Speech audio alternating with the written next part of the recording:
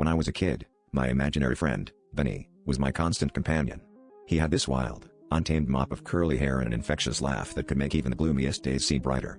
But as I grew up, Benny faded away like the remnants of a forgotten dream. Until yesterday.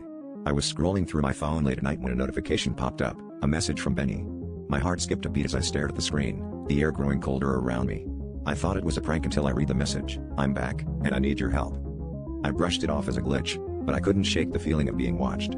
The next day, at work, I caught glimpses of him in reflections, a flash of curly hair in the glass doors, his shadow flickering by the water cooler.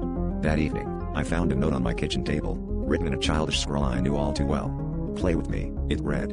It was the same phrase he'd whispered into the night, urging me to join him in our imaginary adventures. But this time, it felt more like a demand than an invitation. Desperation clawed at me as I tried to ignore him, but Benny's presence grew stronger.